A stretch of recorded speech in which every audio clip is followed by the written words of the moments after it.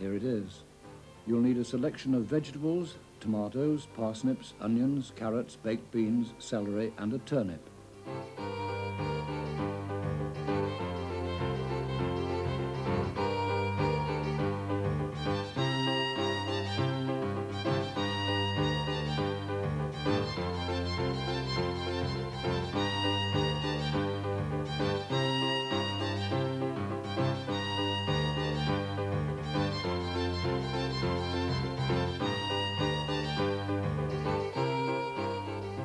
All veg into small pieces, put all except the tomatoes into a large pan.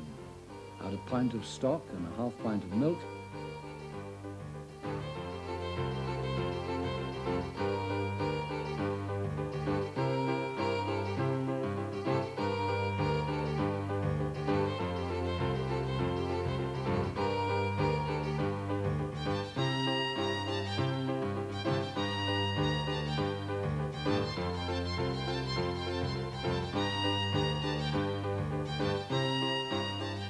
And simmer for half an hour.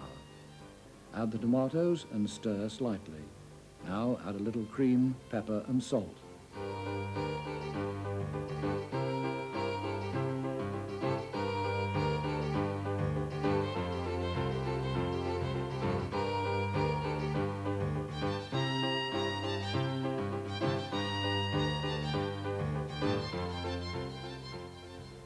Pour into a pie dish. Top with pastry. Now cook for half an hour in your Mersey oven. It's now ready to serve. Looks absolutely delicious.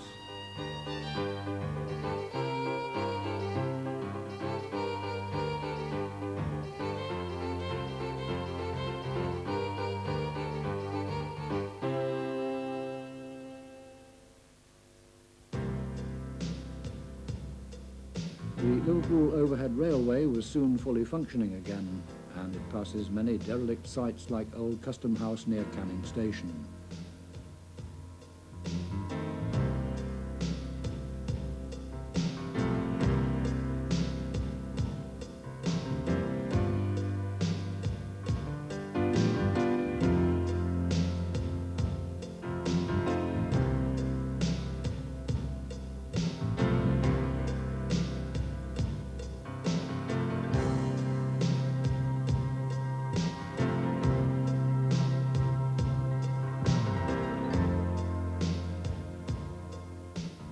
Over the bridge, it enters Dingle Tunnel, which takes it to the terminus at Dingle Station on Park Road.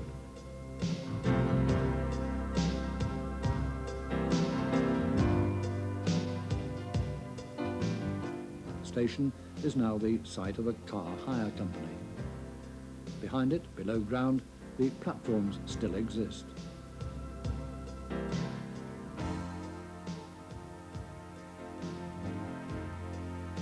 In the late 40s, work continues on the Anglican Cathedral with its own workforce. It was to be another 30 years before the cathedral was finally completed in 1978.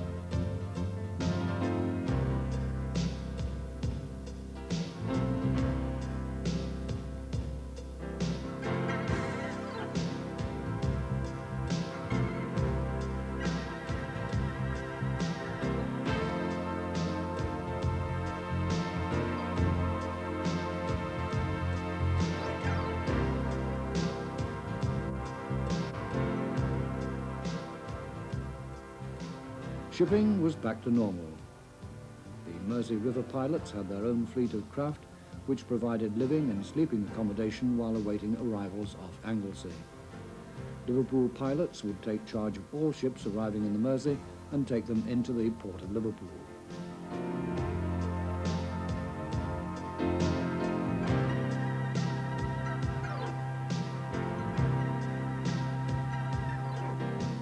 an Empress passenger liner arrives in port.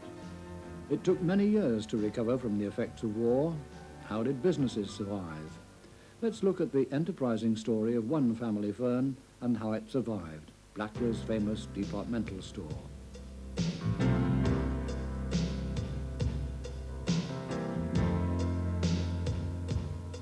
Opened in 1908 and based on Galerie Lafayette, Paris, it quickly became one of Liverpool's favourite stores, thriving throughout the 20s and 30s. Disaster struck in May 1941 when it was completely destroyed. The basement was deliberately flooded to serve as an EWS tank for future firefighting. The Wallis family, who owned the business, quickly organised themselves and within 2 months opened a first temporary shop in Bowl Street.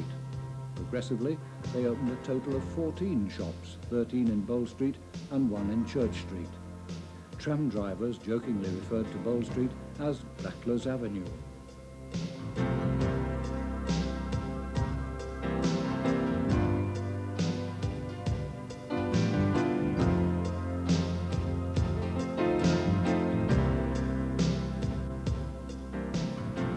Christmas 1949, a toy fair was established in their Fleet Street warehouse where Hornby and Meccano toys made in Liverpool were displayed. Rebuilding commenced in 1950. On the 26th of March 1953, coronation year, the first third of the rebuilt store opened to the public. 2 years later, in 1955, the rest opened, almost 14 years from its destruction in the May 41 raids.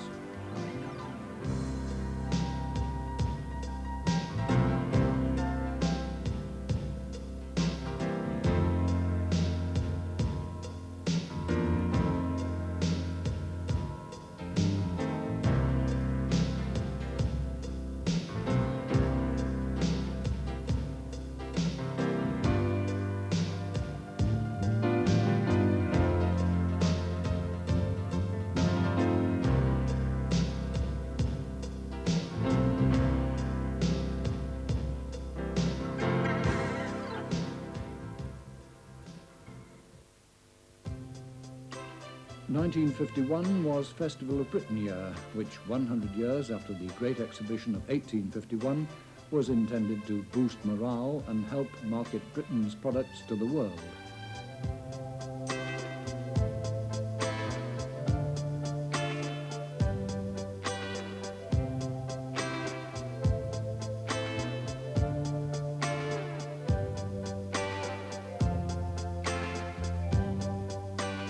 In Liverpool, there was the Lord Mayor's Show. Entertainment in the parks gave an opportunity for well-known personalities to take part, such as big-hearted Arthur Askew.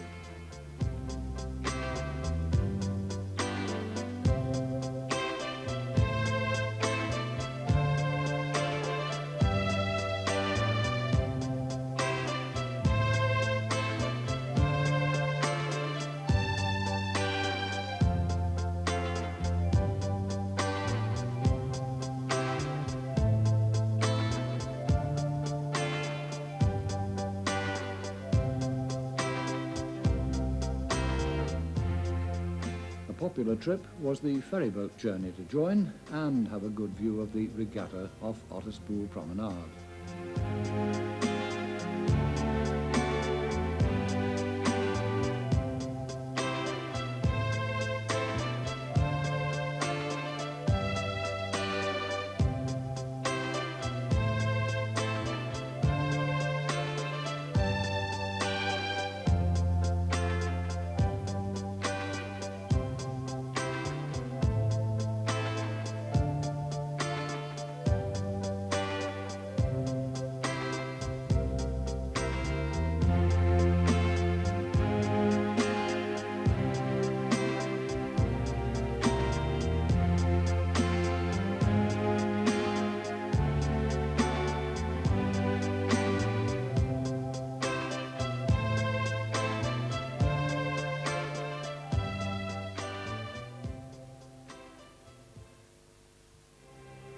'51 was also the time of another war, the Korean War in the Far East, when Britain was committed to support America.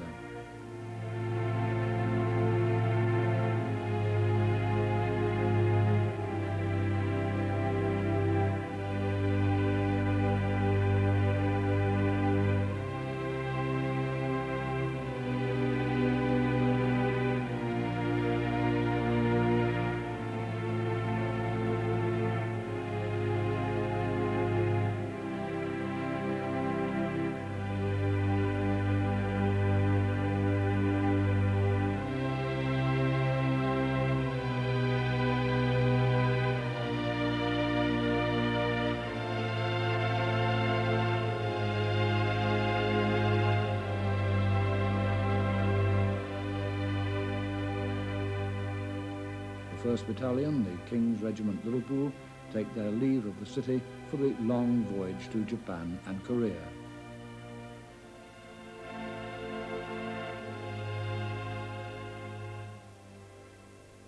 In 1954, the Liverpool Cotton Exchange, opened in 1906 by the Prince of Wales, was allowed once more to trade after suffering government controls introduced in the war years.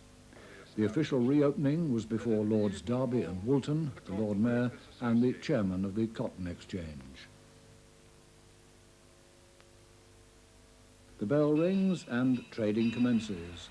Floor trading ceased in the 1960s and the building was sold in the same decade, the exchange remaining as tenants. However, the Liverpool Cotton Exchange is still an important centre for world cotton trade, with the Liverpool rules governing 50% of world trade, which now runs at 22 million bales a year.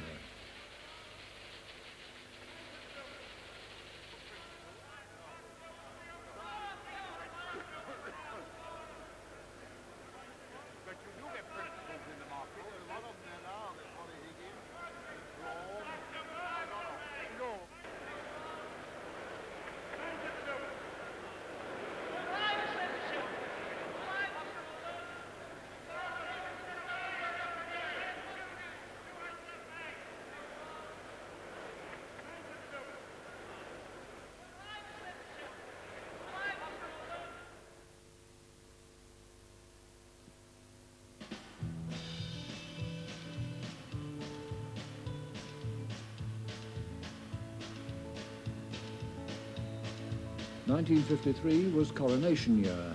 All parts of the city centre are lit up for the coronation of Queen Elizabeth II. We'll pick out some of the main parts of the city to see how things have changed since the war. St George's Hall, Castle Street,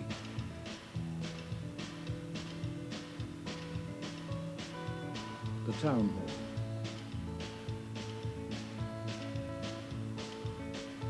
Lord Street, South Castle Street corner,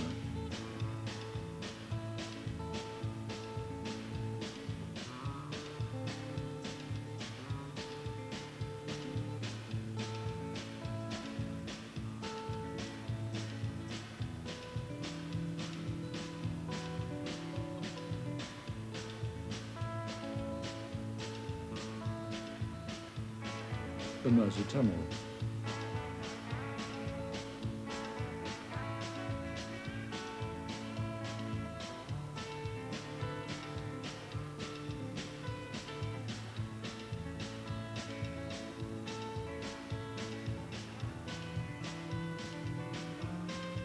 Old Street,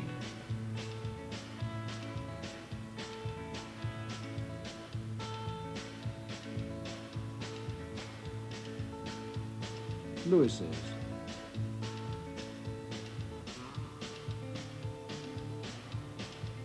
Woolworths, now HMV, Cooper's, now WH Smith,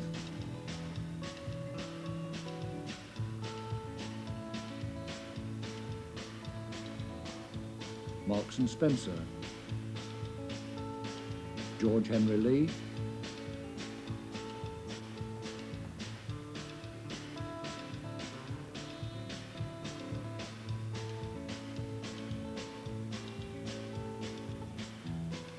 Lord Street,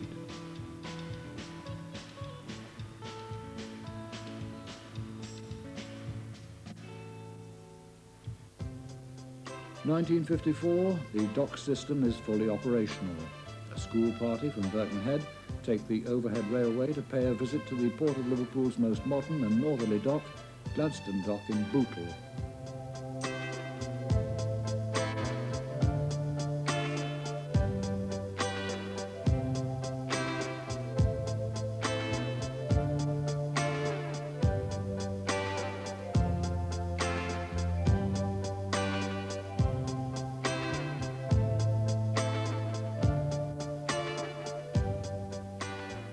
Imports were restricted and the emphasis was on exports in the 1950s, whether it be steam or diesel locomotives,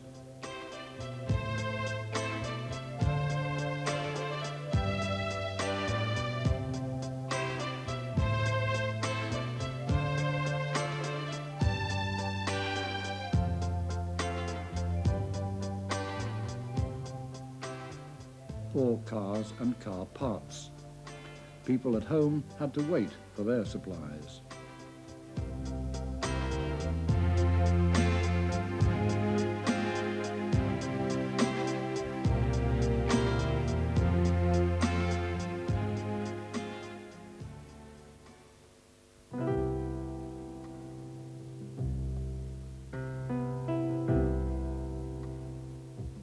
The Liverpool Overhead Railway was established in 1893 as the first electric railway in Britain. Locally, it was known as the Docker's Umbrella. In 1956, it would run for the last time. It was never nationalised after the war with the rest of the railways of the United Kingdom, unlike its neighbour, the Mersey Railway. Modernisation was badly needed, but money and support from the local council was not there. It was then inevitable it would close. There were many disbelievers until closure eventually took place on the 30th of December 1956. Demolition in 1957 put an end to speculation about possible revival. Interestingly, a similar overhead railway of a similar age, although a monorail, in Wuppertal in Germany, has been reconstructed and modernised and is today an integral part of their local transport system.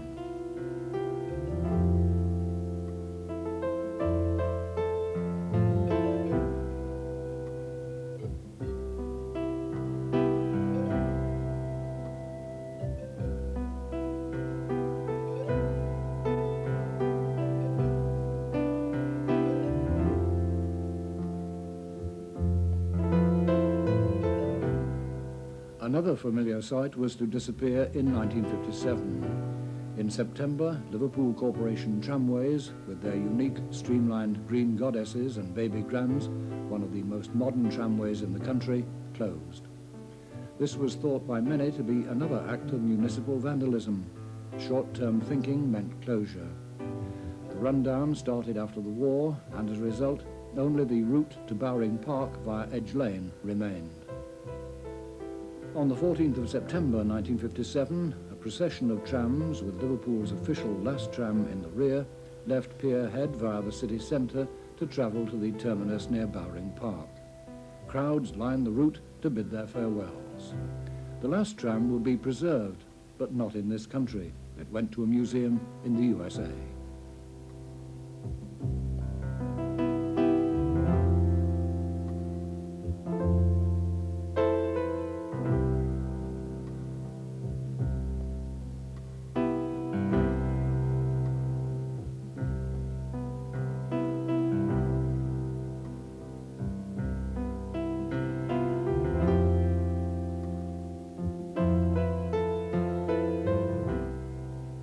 The rest of the tram fleet was destroyed on the corporation's industrial estate in Kirby or at the works in Edge Lane.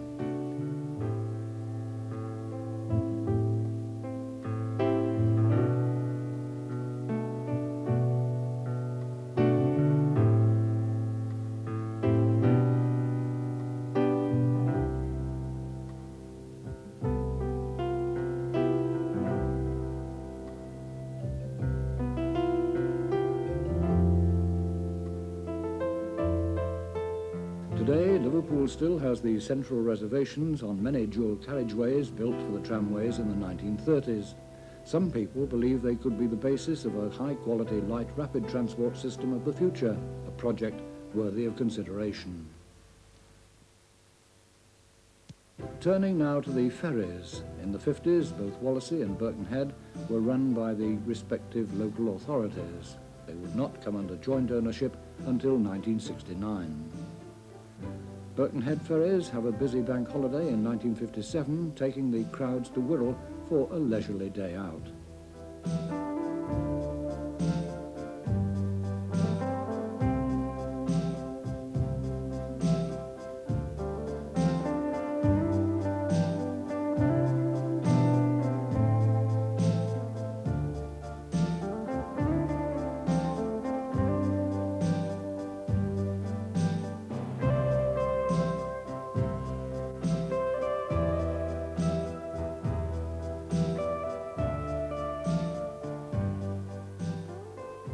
Let's now take the Wallasey ferry to New Brighton in the mid-50s. The well-known landmark, the Three Sisters, has now disappeared, being blown up in 1994 after closure of the power station.